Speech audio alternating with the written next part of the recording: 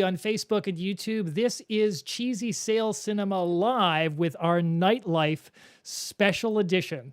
And Chris, tonight we're going to be talking about bars, house Nightlife. parties, pubs, all that fun stuff. All the things that eventually one day we're going to be allowed to do again.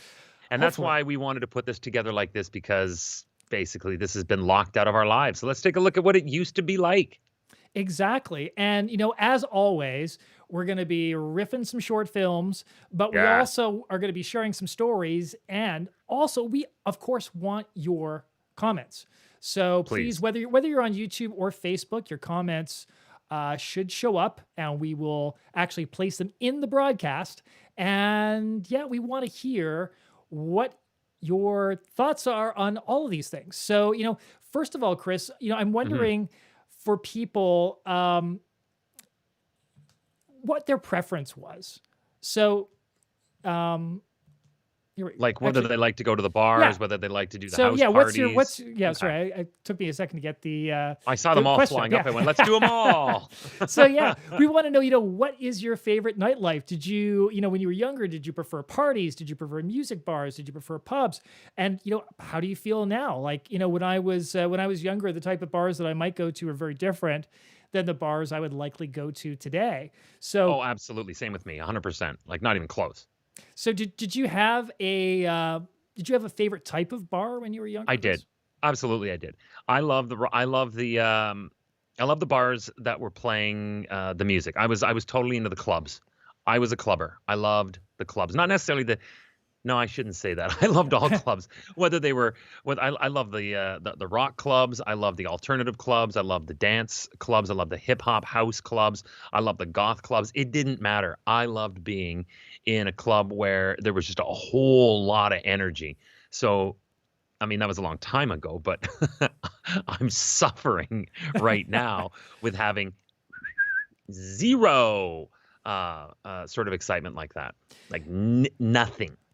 Yes, for myself, it's weird because when I was 19 and I was first able to actually go to bars, it was literally like the tail end of the live rock music scene, where Hmm. every town. I grew up in Brampton, Ontario, which is a decent sized city now, fairly small at the time, but we had Decent size. I think there was like It's seven. huge. Well, it is now It probably is about now, a yeah. third of the population, but here's the thing, I remember like just downtown, and there wasn't a huge downtown, but just like along Kennedy Road, there were like 6 or 7 music bars where you would get like really sort of top flight bands. Yeah, not the Rolling Stones or whatever, but you would get professional musicians most Yeah. nights. And I remember there was one called Hot Rocks that I used to hang out at that was great. It was sort of like the heavy metal bar, but the sound system was fantastic, and the bands were awesome, and I loved it. It lasted about 3 years of my drinking bar life, and then it closed down. And they were all Ah. seemed to be replaced by the dance clubs. It Yeah. all went to 5-cent chicken wings, which are impossible to find now, and the They were boom pretty boom boom with crappy the dance wings though music. back then, don't forget. That's They true. weren't they weren't really even. There was a place that I used to go to in Burlington, growing up in Burlington, Ontario, that was called O'Toole's. Oh, I remember the And O'Toole's. Yeah, there was a remember O'Toole's? franchise. Okay, Yeah. yeah.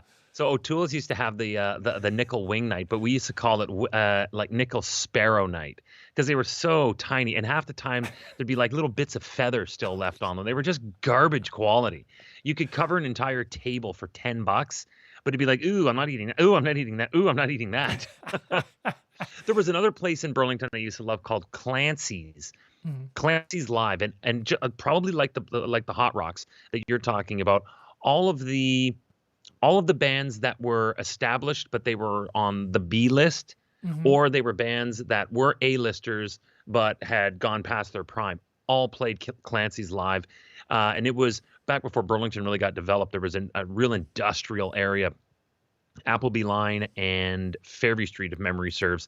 And now it's completely built up. Like there's everything's there. And Clancy's is still there. It's a small little version of what it used to be. But that would be a really cool place to hang out at. It was tough to get into, and Yeah. the cover charge was always way too prohibitive for me at that age. Yeah, I mean, the majority of the bars that I used to hang out with in my early days, because I would travel with my brother-in-law's band, were these very small, very seedy bars in these places. Like I remember I'm so jealous. Rocky's Roadhouse in Arthur with literally sawdust on the floor and mismatched old kitchen tables and chairs. There was the Sit and Bull Pub in Acton, which was this big barn that reminded me of the bar in Porky's. But yeah, there's so many memories. But I was thinking about, okay, what stories could I actually tell? And I realized that most of them just are not suitable for cheesy sale cinema. Okay, all right. But let's change gears a little bit, because our first short is actually a 1950s, basically educational short on how to organize a party. So if you did it's a house party. Yeah, house party. And if you were at our last live, we had the 50s film Dating Do's and Don'ts. This is almost pretty much almost like a companion piece, wouldn't you say, Chris? It is as easily as cringy. When you look at this, you can't even imagine that we are the same species. You'd think that was a species that had come and gone.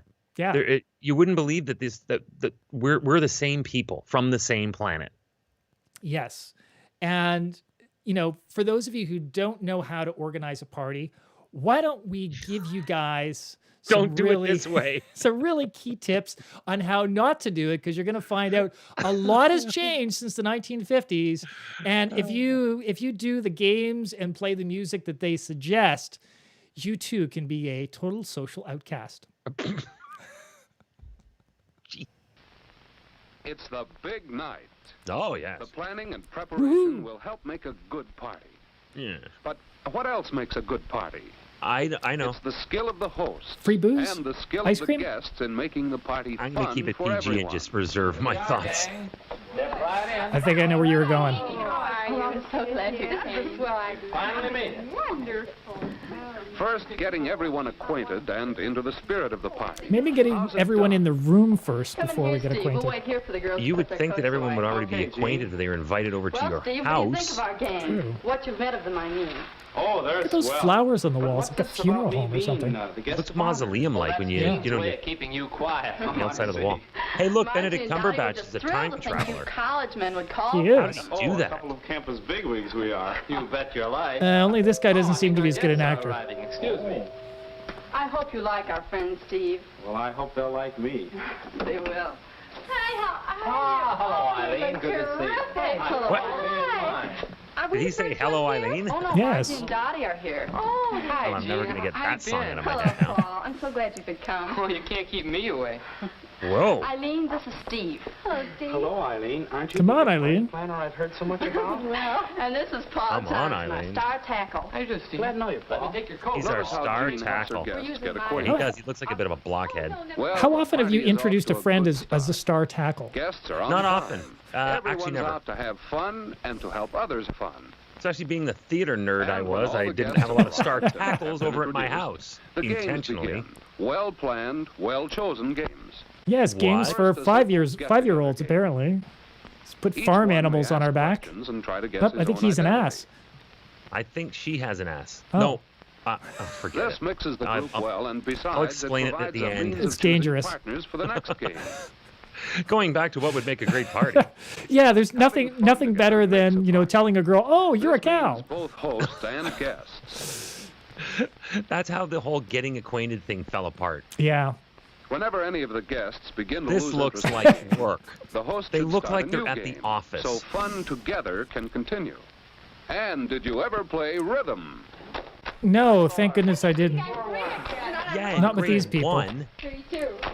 2-7. 7-2. This is just embarrassing people. This is so cringy. I was sick. So I did eat no, as long as you got one. I have to say I've never attended a party like How this. about charades? No, nobody's unbuttoned their jackets yet. The guys are still done up with their 3-piece suits. We really have. Well, you may have to go, do an Ivy League interview, suddenly in the middle of the Just party. right moment. Is anybody hungry? Everything's ready. Is that the maid or mom? Well, a little Maybe they should snack pay some certainly attention is to her. pleasant about this time of evening. She just sort of showed up in the scene. People Simple couldn't food, wait to get buffet up. They're going, style, yeah, anything an but playing those informal way to dorky serve games. Let's get food. Each one can serve himself and help the Nothing others. like tiny paper cups to keep your Kool-Aid budget low. And while everyone finishes eating, A little more spontaneous, unplanned fun. Oh, this is going to be painful, whatever it is. I don't know what it's going to be. Oh, do you play, Steve? I didn't even see the piano at first. Oh. Come on in tonight. Let's see what he plays here. Oh, yes. What? Let's play a slavery song at our party. Oh my God. Oh, You got 20 whiteys there. And he breaks into Jimmy Crack Corn? And part of a good party is... well, they're going to be playing Amos and Andy on the radio later, so here we go. Now, let's think back. What made this party such a good one? Racism? It certainly What do we want to Race- do next time? it are wasn't going to a give a goddamn party, song, that's for Plan sure. that party around a purpose. What's happening over here? Choose your guests carefully. Plan invitations. Plan for refreshments and entertainment. Try not to invite racists over next Then, time. Yeah. practice to be a skillful host. Make sure the party Make is sure to fun have plenty for of everyone. flowers taped to your wall. That's always a good And practice. when you're invited to a party, practice the skills of a good guest. Be on time, ready for fun. This is like job training Park in more the than party. like a It is. party. Help This is- everyone around you to have a good This guy time. has absolutely made going to a party boring. Leave on time and courteously too. Thanking your host. Leave on time, sincerely damn for it. the Good time. You can't have a Leave great on party time. unless you All leave. these things help to make What a is leave good on party. time? A party that's fun for all. But on a time limit. Yes. Because the maid Oh, can only come stay on. so long. I fade this song down. Like, I'm offended. Me too. Welcome don't to wanna- the 50s. Wow.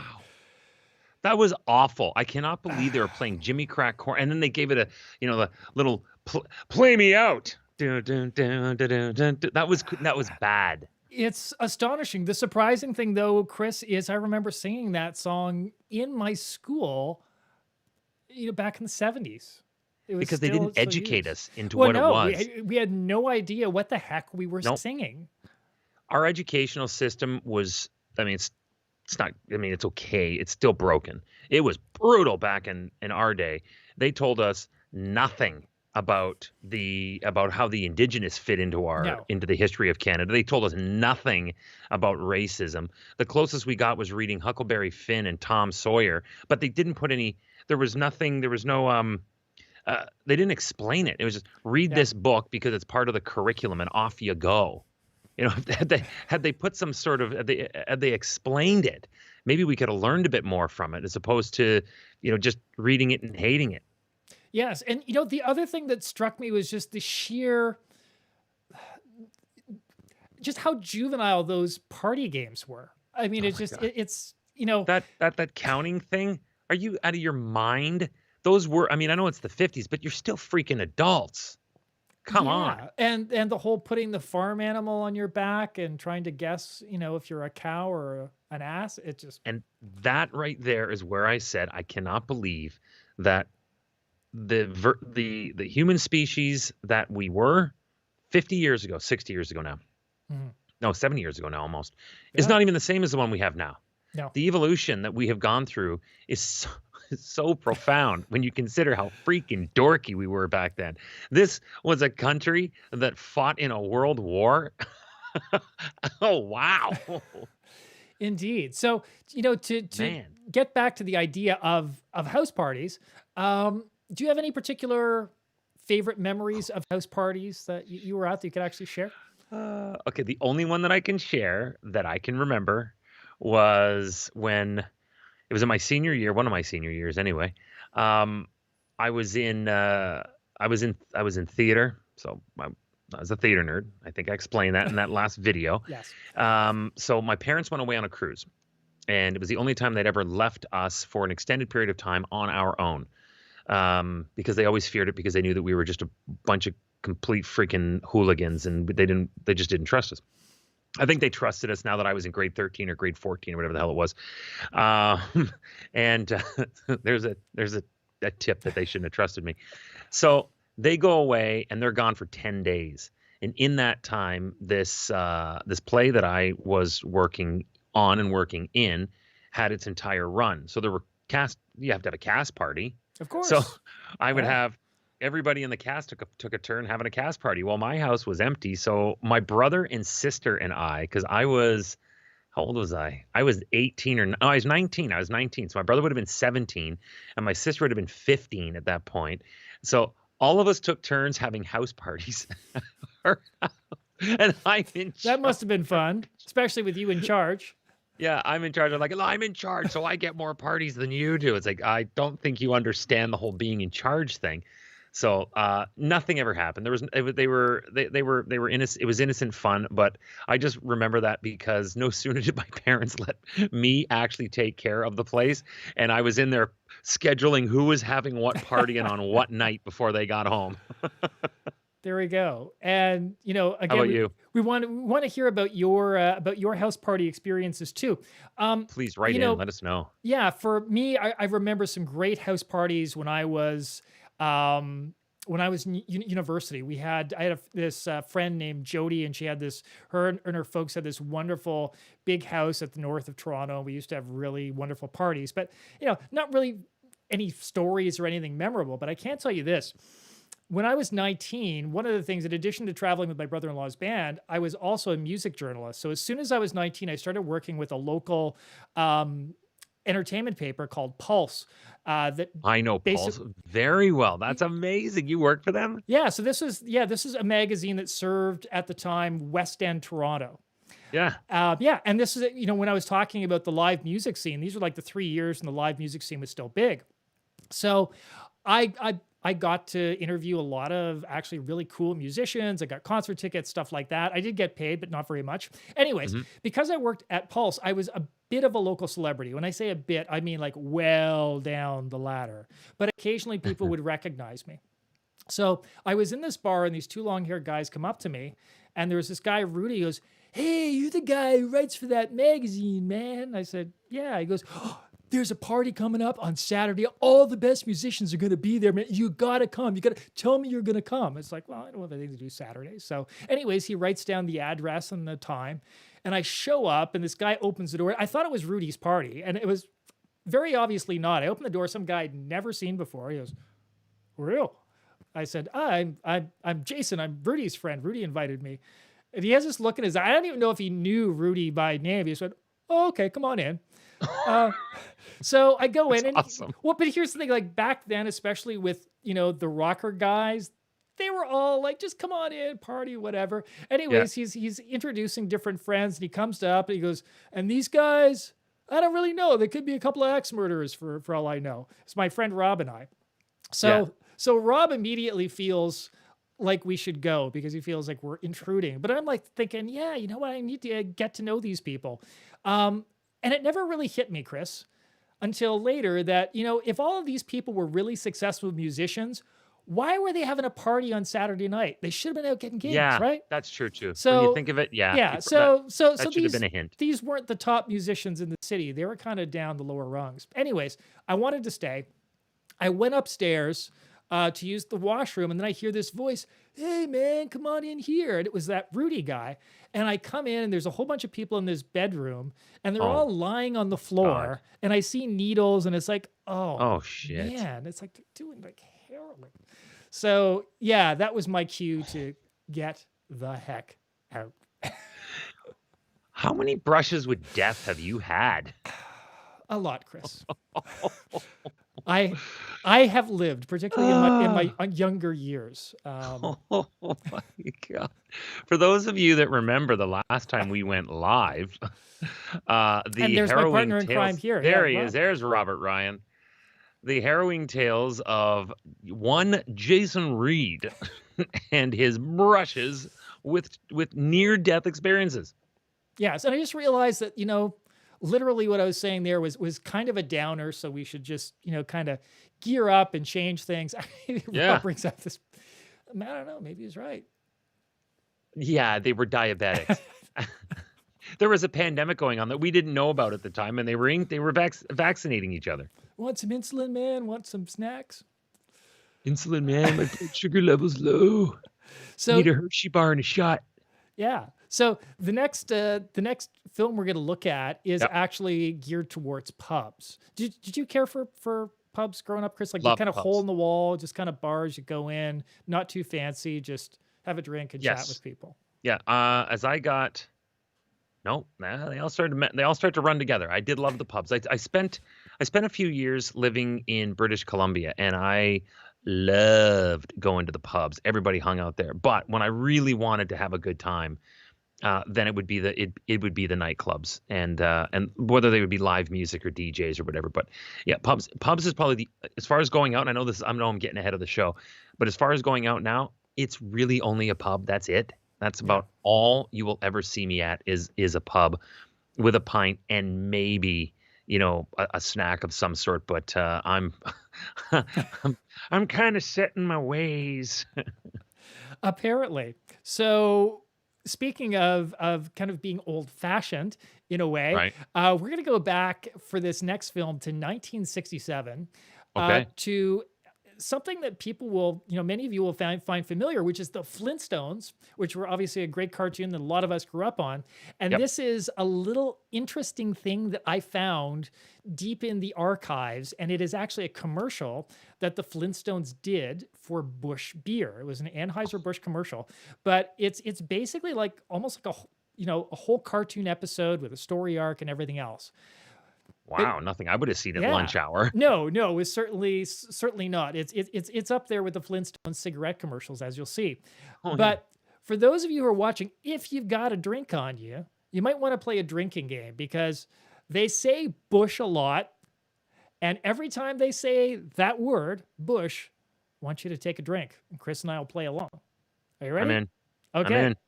I'm in. Here we go. When you're due for a beer, All right, does it. 1967. you can't Busch say beer better than commercial. Busch.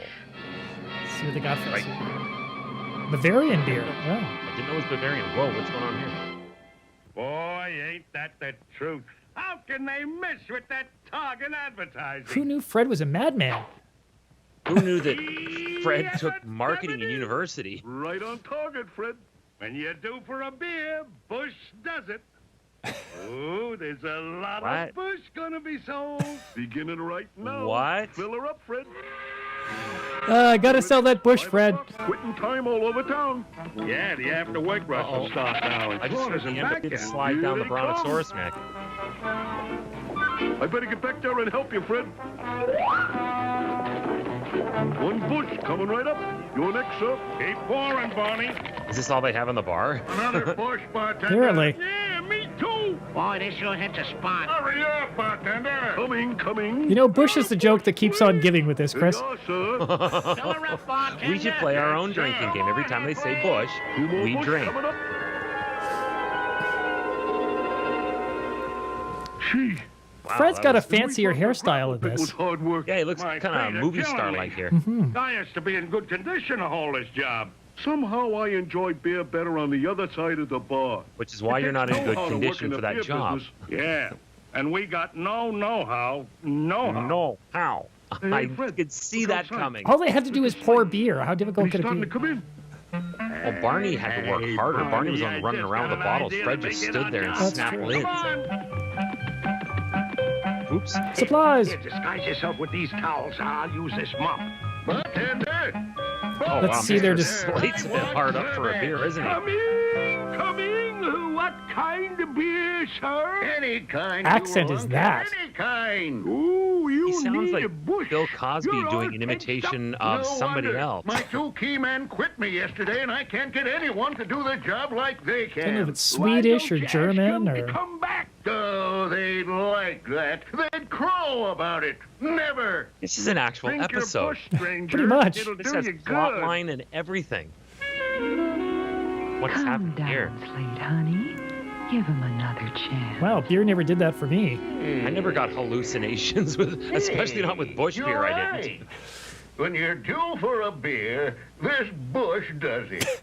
Oh, Would you time help to me drink. get my men back, bartender? Sure. What are their names? I'll get them back for you. Sure, what are their names? We'll go get them Flintstone back and Barney, beer. Rubble, Barney Rubble. Yeah, that's right. Barney Rubble. Barney's even worse. Well, we just happen to know them, and we'll guarantee that they'll be back on the job in the morning.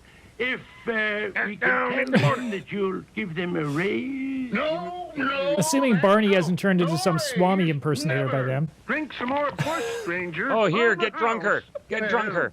Okay. All right, I'll drink more. Be reasonable, Tiger. Ooh, Tiger. Afford them. What is in that beer? What is exactly? Well. He's friggin' dropping Mr. Slate roofies. It's only money. Tell them that they'll get their raise. Good night. Good night, sir. So long, stranger. Good night, Fred and Barney. And don't be late in the morning. How about that, Mr. Slate? Oh, now he's back to his regular hair. Yeah, He's got his he regular missed hair us back. as much as we missed him. This calls for a celebration. Let's drink some more, Barney. Let's have more of Right, that Fred? ecstasy we When were you slipping do the for a boss. beer, Bush does it. You can't say beer better than Bush. Oh, time to drink. Yabba dabba do. I'm surprised that he didn't yell Yabba Dabba Bush. Oh, there it is, the Anheuser-Busch logo. There you go. That is quite the advertisement. That is amazing. That is amazing. I absolutely would have raced out for a 2-4 Bush after that. So would I. Fred and That was Barney, like awesome. you never saw them before.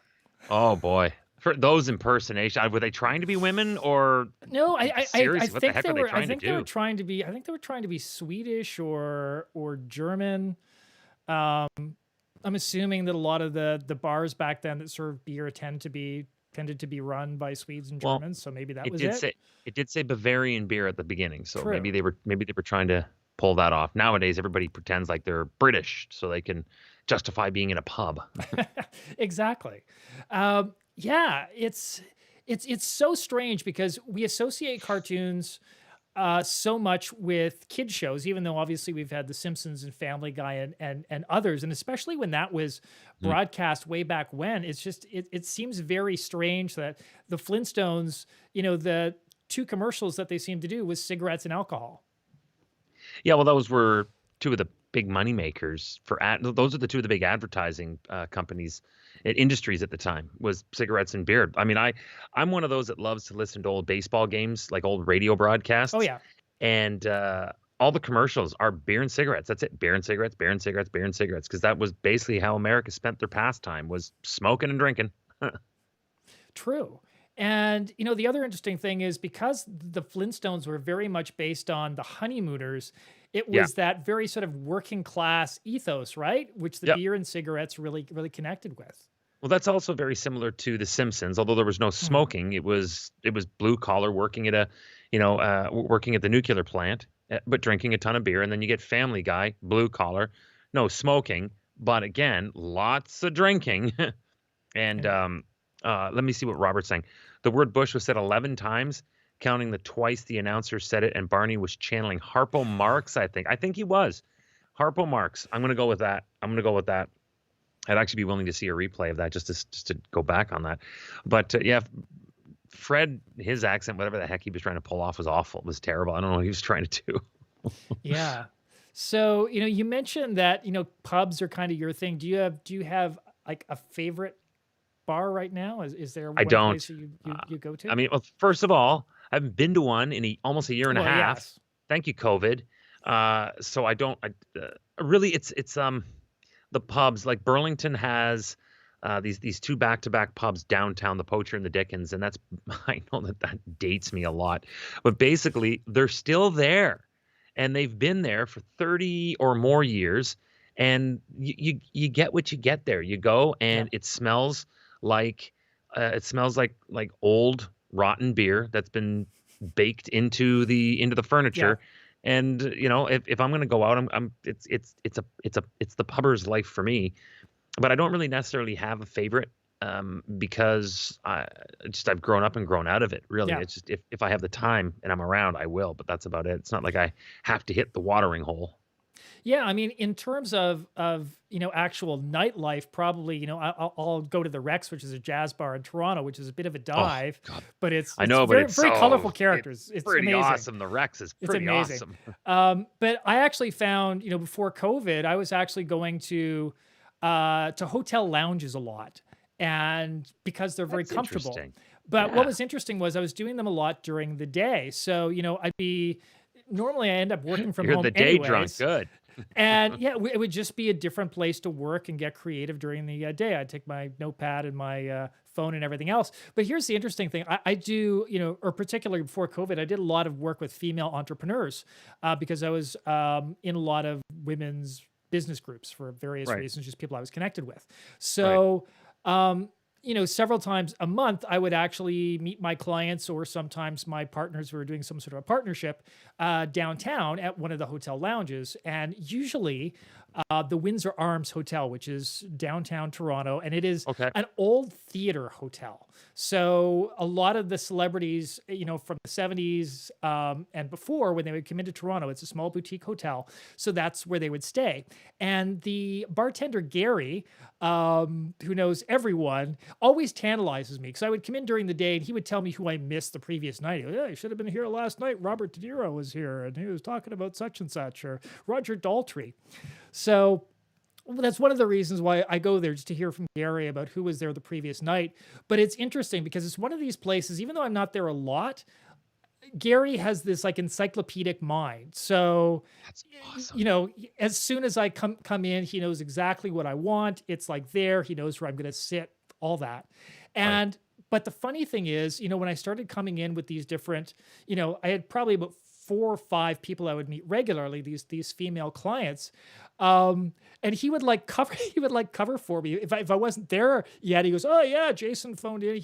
Jason's going to be here soon." Oh look, yeah, he's always here like at the top of the clock. But what was really funny was I realized after a while that I think he thought I was on dates with all of these women. Because I would come in, say 2 days in a row, and on the second day I'd be in with somebody else, and he goes, "Oh, I haven't seen you for ages." And he'd like give me a wink, right? It's just Oh like, no, that's a sitcom. it is, and yeah, I just hope that he and the Windsor Arms are there once COVID is over, because I Yeah. really miss that place. It's gorgeous. It's got big overstuffed couches and chairs and all that sort of stuff. And I think Let's hope that the heritage keeps it there. Just if Yeah. it'll survive on heritage alone. I have to bring you there one time too. I would love to go Yes, and introduce you to Gary and let him know that you and I aren't a couple or anything. there. Yeah. Well, yeah. What is he with you? Yeah, I mean, he's not, but he is. But I'm not. But he is. Hold on a second. At age 52, I find that restaurant patios are my thing nowadays. Yeah. You know what, Robert? I'm the same. I've always been that way though. I've got this thing for being outside all the time. Yeah. Kind of a hippie gypsy that way.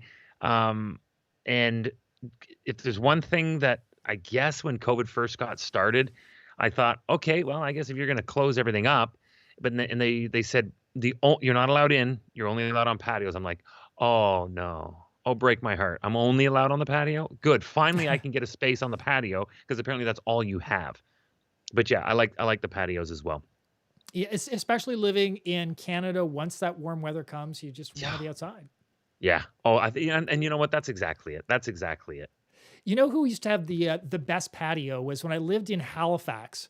There is a bar called the Lower Deck, which has a lot of. It tends Sure, to be there is in maritime Halifax. music. I'll Yeah. bet there is. Yeah. And they have great bands there. And I remember, and this is like 20, 30 years ago, they built this patio with this stage. So just being out on a summer night and you're literally right by the ocean, Halifax Harbor, and you can feel the breeze coming in from the ocean and the smell of the salt and, these sort of maritime kind of Celtic bands. It was magical. It was very, very cool. That's amazing. I see these. We need the world to open. I need just for anything. I need Canada to open. Yeah. So I can go to these places that I've always found reasons why not to travel that far. Now I can't wait to go anywhere, literally anywhere. I've been laying around dreaming of going to Mars. Okay, that's how much I freaking hate this. You're It's like, becoming friends with Elon Musk then. Well, I'm looking at all these images coming back from the rovers, Perseverance, and I see even China's up there. I'm like, I want to be there. It looks freer than here. It actually reminds me a lot of Death Valley. I actually go to, the Las Las Vegas a fair bit, and I like to drive around. And yeah, Mars reminds me a lot of Death Valley. You drive around in Death Valley? Yeah. Not in the Most summer. people I always drive go like around the February or Strip. whatever. You drive Death Valley. Oh, there's a lot of interesting things in Death Valley, but we'll leave that for another program. But considering places you want to go, after we do the next riff, Chris, I want to show you a place that I found out about a few years ago that has been closed up for, I think, like more than a decade, that is reopened. So we are going to look at that, a very different experience and type of establishment than you would think. But before that, let's look at a myriad of different types of bar ads. And these were challenging. When I went to look for bar ads, there weren't that many there. We got a couple from the 80s. We got a couple like whacked out ones from the 90s. And yeah, this is sort of a weird kind of mishmash, but I think you're going to like it. Let's have a look.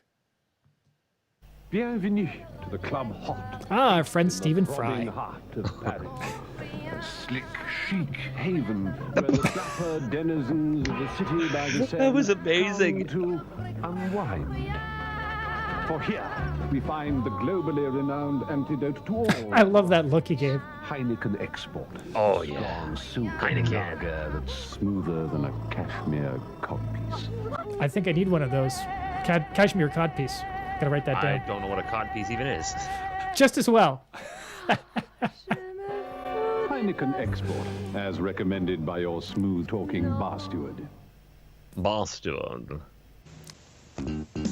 Welcome to Frankie's Nightclub, Ruffo, where Friday night and Sunday night are the Ruffo? nights of disco. Yeah. You can disco This looks the like a night happening to the place, best eh? Disco sounds around. Ugh. Nothing really gets you into the mood like blurry Frankie's photos. opens the door to Ireland's This best doesn't even live look bands. safe. Look at those Great chairs. They sounds look from like different utility bands chairs week. at a shelter. So for a great night out, Like come for to like Frankie's Nightclub, wildfiring, Ruffo, you send where people. fun is our speciality. Speciality. It's got to be good.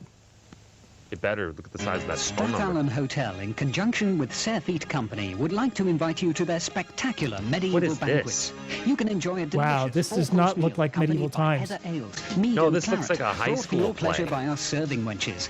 Our Queen's Own jesters, musicians and performers Oh, that's guarantee embarrassing. great Oh, fun my and goodness. entertainment. We cater for up to 60 people. Birthday You wouldn't parties, attract staff anybody outings, or today with an corporate ad like events. that. Make No, that you're gonna get special evening a 60-year-olds, medieval evening but you're not at the gonna get 60 Strathallan people. Hotel Dollar. Wow.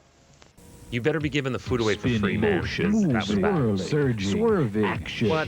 2001. Am I hearing this Odyssey right? Disco, panoramic motion, freestyle, real energy, moving, driving. Where Saturday Night Live was Home of filmed? Saturday Night Fever. Or Saturday Night Fever, that's 2001 what I meant. Odyssey Disco. It's the ultimate disco. 8th Avenue and 64th Street. Oh, it's in the heart Brooklyn. of Okay, so I see what's going on here. 2001 Odyssey Disco. It's not just There was a whole something lot in the of, movie. 2001 They were Odyssey selling stuff in the Disco. back Be of the there restaurant to make this happen, and I think that it was powdery in substance. Yeah, I think whatever that was, the people who created this next ad took a lot of it. Oh, what is this? What is this, Jason? This is scary. I don't know. I got it off the internet. Oh, everything comes off the internet. This is just a madcap explosion of emotions. And Okay, then and then boom, we're into the 80s. that was So, out. Oh, here we go. Oh, it's American Psycho.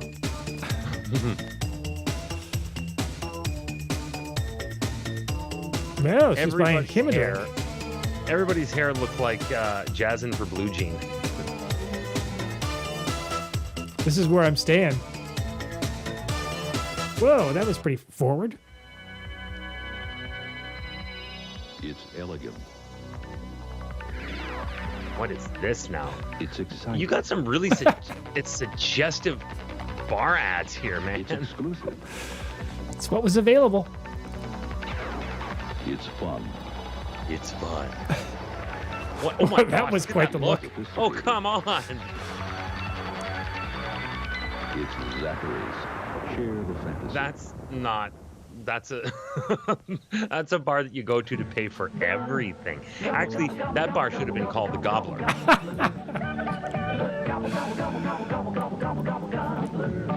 I love this song, Chris. We'll talk about the Gobbler in a moment. I like to know, what is this place? It's an old supper club. What's a supper club? It's a big hotel with a bar, so you can stay overnight. The Gobbler Supper Club Motel, west on 94, exit Highway 26, about halfway to Madison. Gobble, It's in gobble, Cheesehead gobble. country. It is. And yes, the Gobbler, which, I mentioned before, Chris, this is something that I stumbled across on the internet ages ago. And I thought, wow, this would have been a really cool place to actually go.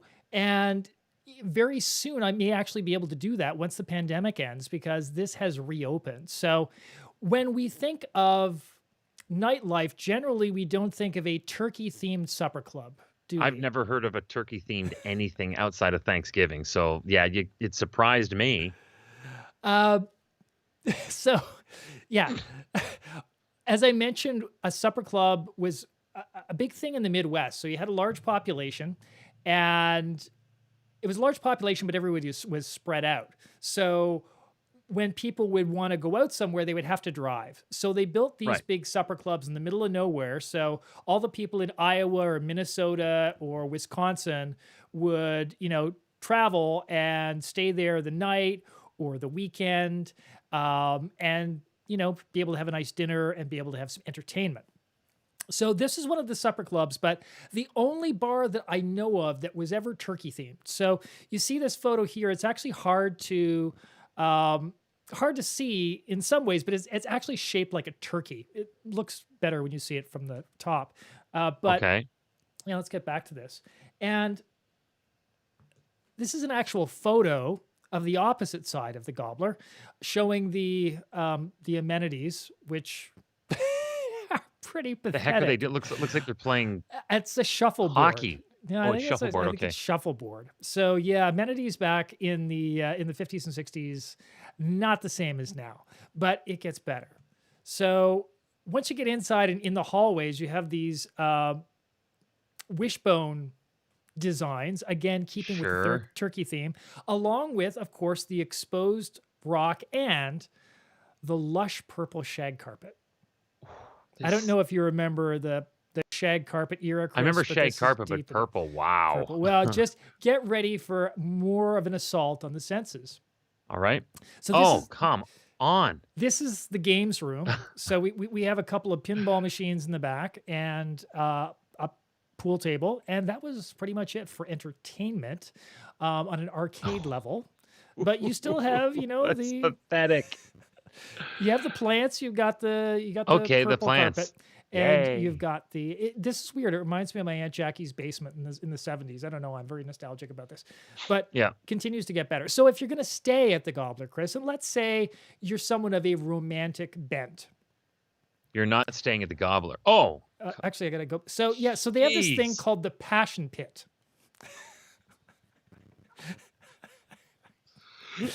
First of all, if you take a date to the Gobbler, I can't. How you got a date in the first place? I have no idea. We're going to the Gobbler, hon. So yeah, so as you can see with the Passion Pit, you've got a round bed, very chic.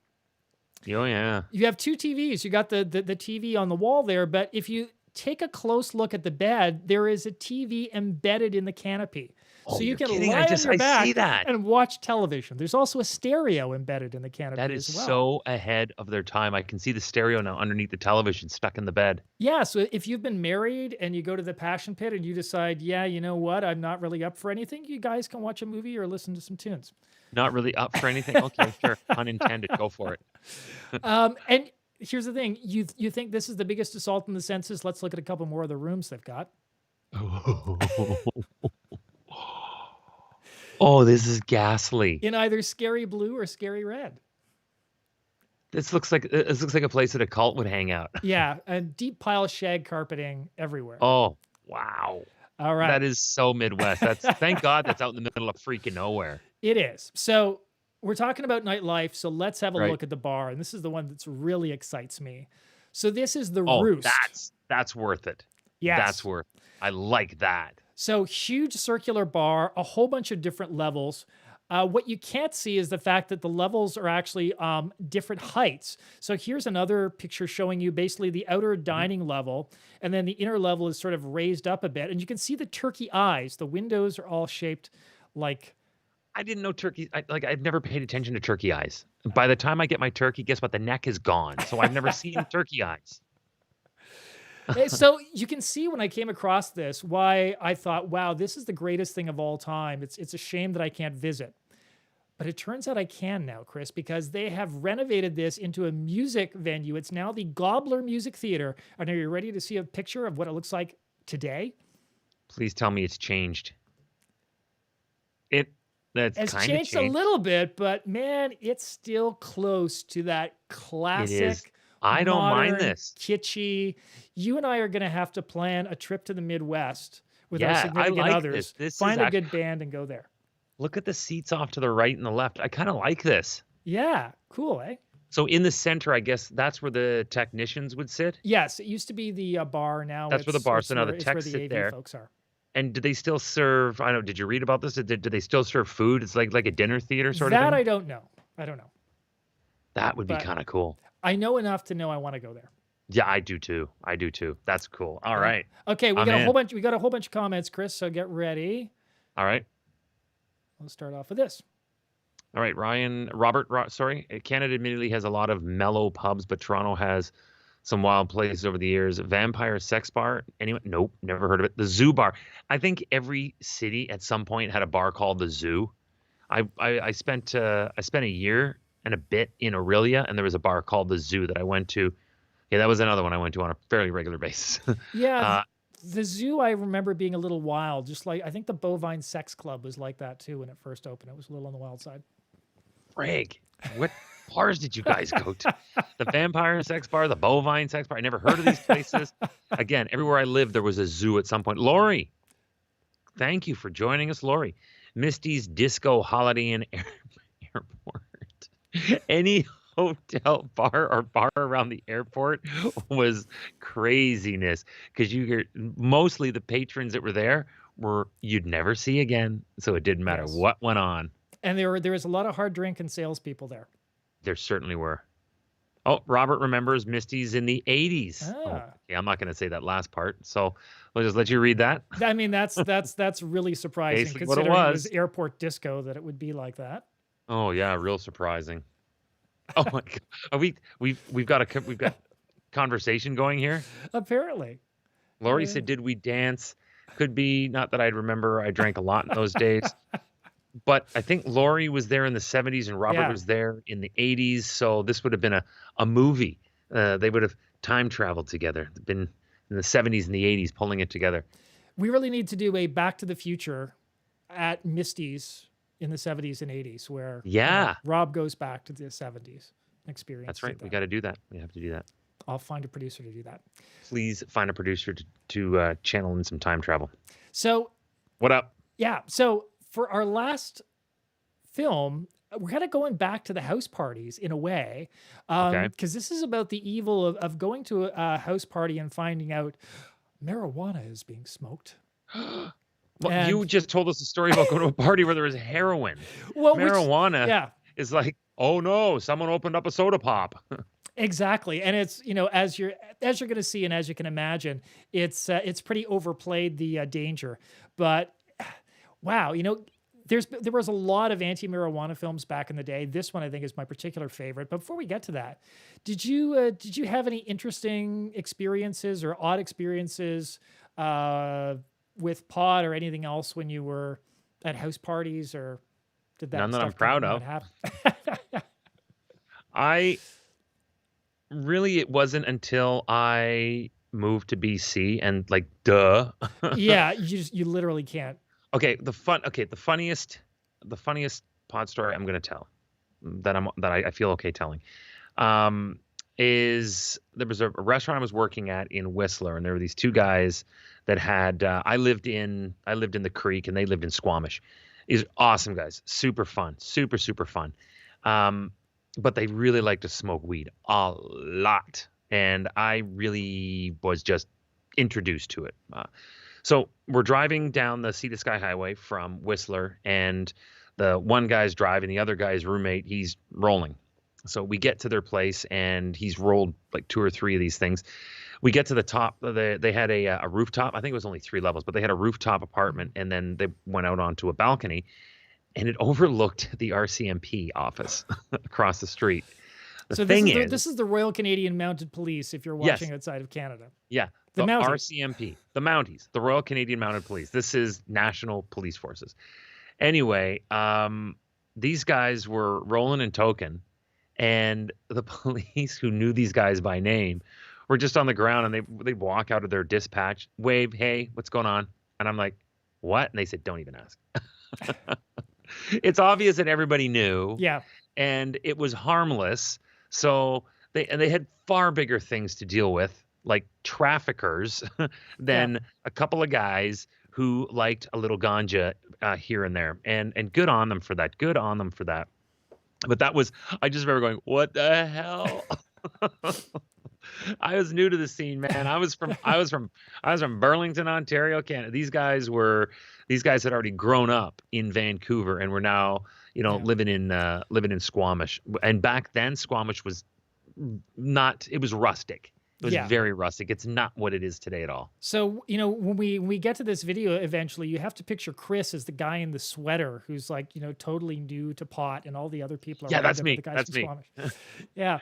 Well, it's weird because even though I was in a lot of, I don't know if I'll call them dangerous situations, but interesting I'm going to call them situations. dangerous situations. Yeah, I'll do that. Okay.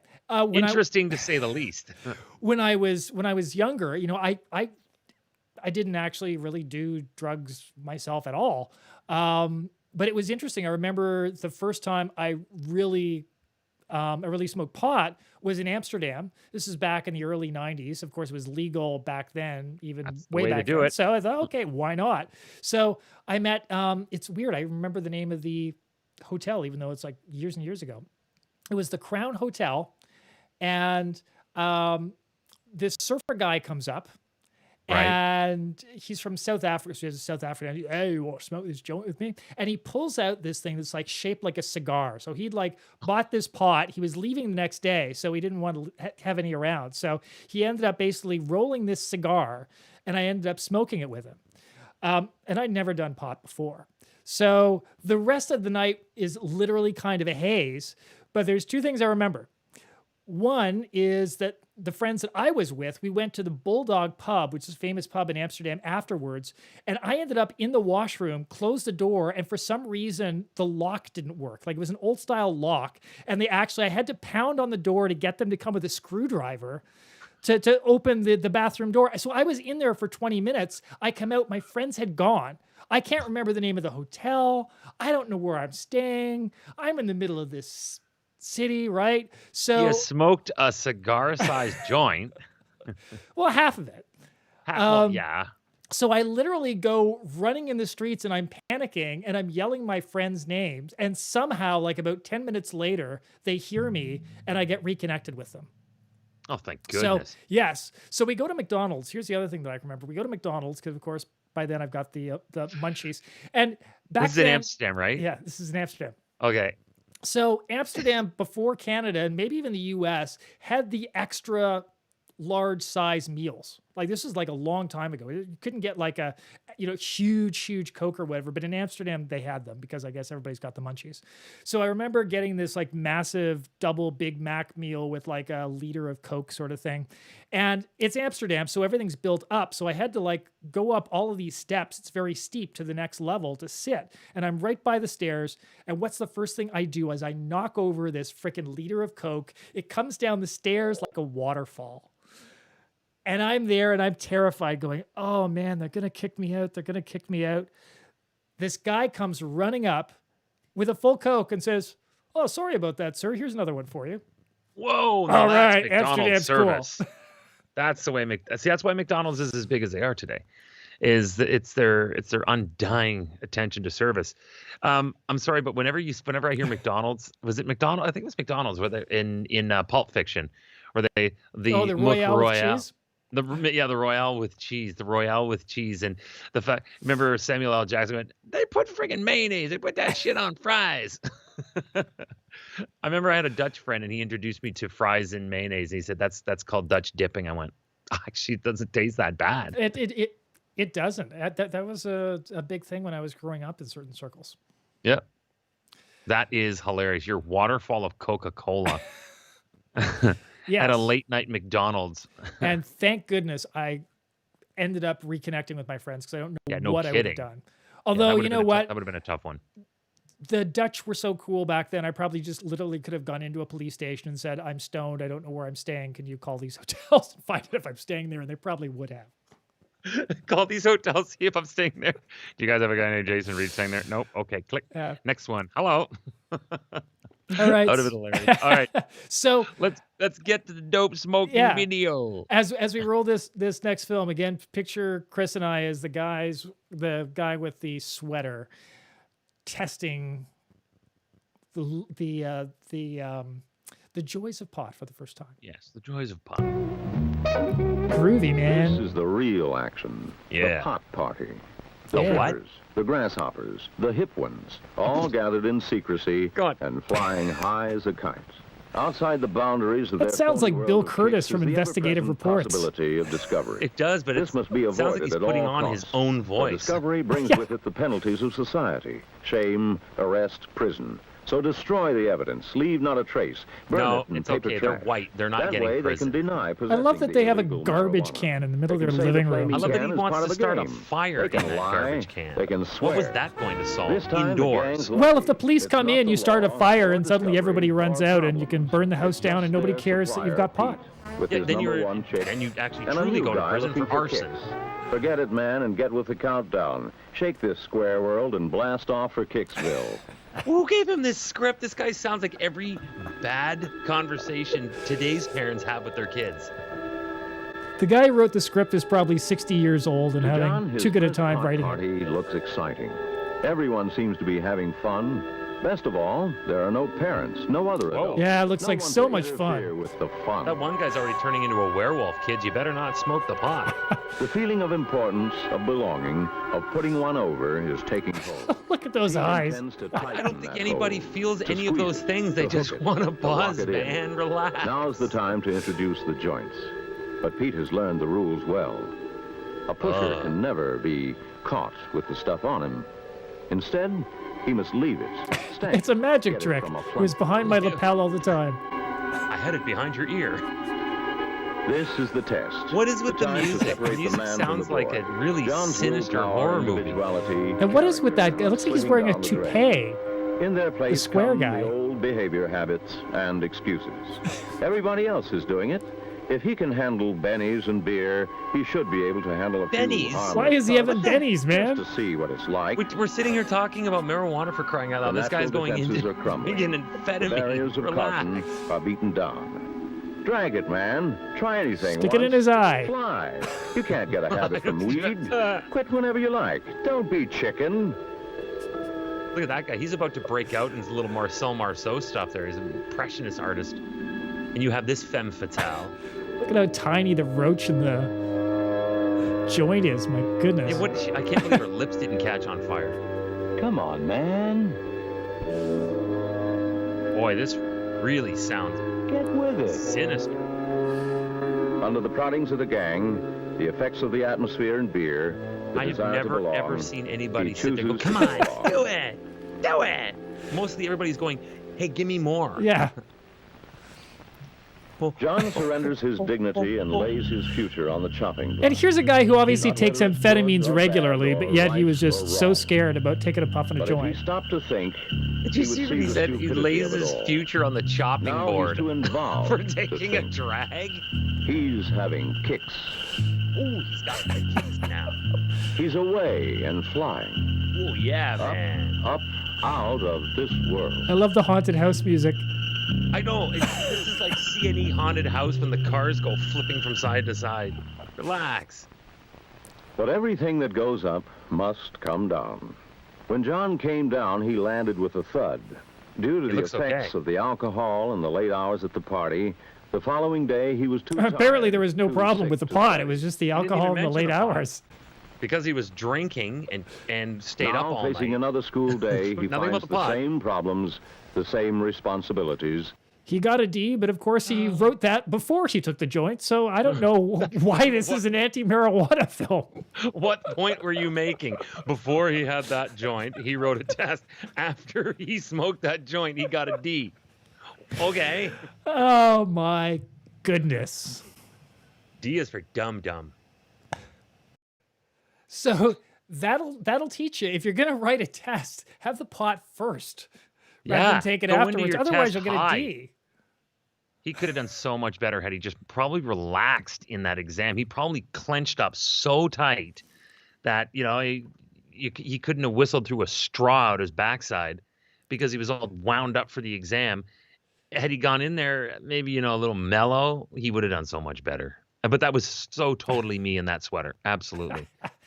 Oh, and what I found weird was they build up how, his future is on the chopping block and all this stuff. And then when they get to the next day, they basically say, yeah, it's a really terrible day. He's bummed out by his late hours and the beer. It's just like, weren't you warning us about the pot? I don't know.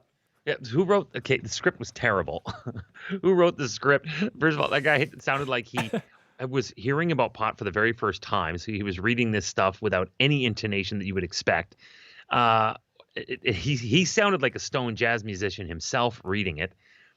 And then you're right.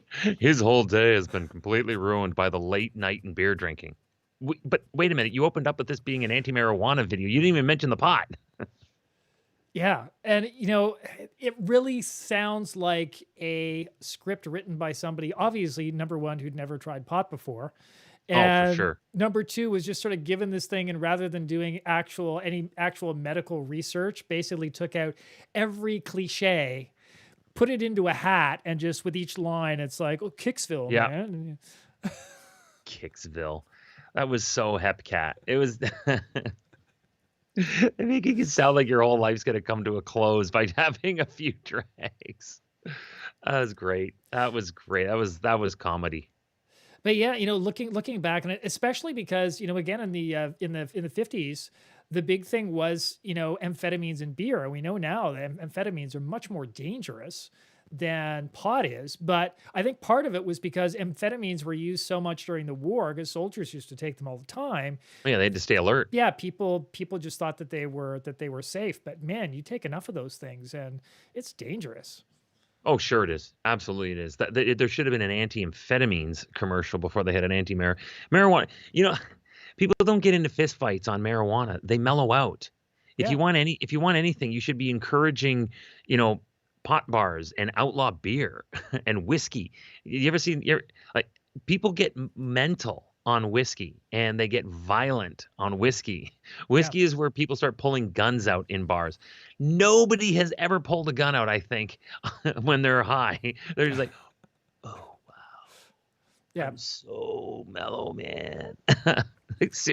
They've been going after the wrong thing for too long. Yeah, unless you're actually hoping to pull out your wallet and you pull out the pistol instead. Oh, sorry, man. Let's put that to the side. Keep my credit card. Man. Yeah, I guess if you're talking about certain areas in the States. Yeah. So those are our films tonight. Hopefully you guys have enjoyed them and enjoyed this live. And we're going to be going live again, likely again in another month. It'll be a Thursday, probably the third or fourth Thursday in June. Okay, cool. And we're always looking for topics. So if you got a topic or a theme that you want us to tackle, let us know and we'll actually do that. We would love to hear from you. We'd love it if you subscribe to our podcast or a video cast at Cheezy Sales Cinema. You can find us. You can go to our website, but you can also just subscribe to us right here on YouTube or on Facebook Live, wherever you happen to follow us. Instagram. I know, Jason, you were doing some shout outs on Instagram the other day. Just when you do that, first of all, you get reminded as to when we're going live next. You get reminded as to when our next, because we also do other episodes as well. Just to keep it fun and keep it clipping, and you'll also get those invitations to join us the next time we do go live. But if you are on any of those medias, that also is an opportunity to connect with Jason and I, and that's when we would like you to let us know what you would think would be a really cool either corporate video or how-to video, and Jason will find it and see if it's legal. There's got to be royalty issues with that. And we can riff on those anytime. But if there's something you particularly think we could tear into live, let us know that too. We've 2 out of the last 3 or 4 that we've done have been suggested by people who have watched us, and they have turned into amazing shows. Exactly. We've got before we head off, we got a couple more comments here, Chris. Oh, great. Excellent. You drink beer, you start a fight. Alan said that. Alan, thank you for joining us, by the way. You smoke a joint, you start a band. Words to live by, dude. Words to live. I want those on. Jason, we need to make t-shirts. Drink a beer, start a fight. Smoke a joint, start a band. Yes, I love indeed. it. And great. that, my friend, is coming from a musician. Alan is a musician? I believe so, yes. All right, cool. Thanks a lot, Alan. That was great. That was very funny. That needs to be on a t-shirt. That needs to be on a t-shirt. That's a meme right there. It is. All right, so let us know what you would like to hear and see when we do our next live. You know, we're also still doing our off-air episodes. You can find on YouTube. The short ones are about 20 minutes long.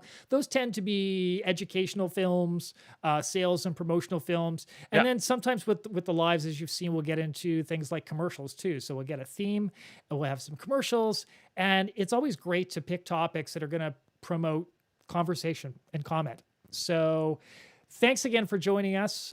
Chris, any last words before we head off? You know, I can hardly wait till they start lifting some restrictions where we are in Ontario, because I need now more than ever to get out to a pub or a club or someplace where I can have some of the fun that even they were maybe not so much that house party in the 50s, but having some of the fun that we just saw today. I want to have some of the fun that we saw on Cheezy Cell Cinema today. Yeah, and you know what? I would love to do a Cheezy Sale Cinema live where we're actually together in person. Maybe we have some of the regulars together as well, and we broadcast that way. I think that'd be awesome. That would be. We could broadcast on location. Let's just go someplace and have a round table. It'd be easy. It'd be easy. It'd be fun. And you want to talk about redefining engaging? That would be engaging. Indeed. So on behalf of Chris May, I want to wish you all a good night. I'm Jason Reid, and we will come at you soon.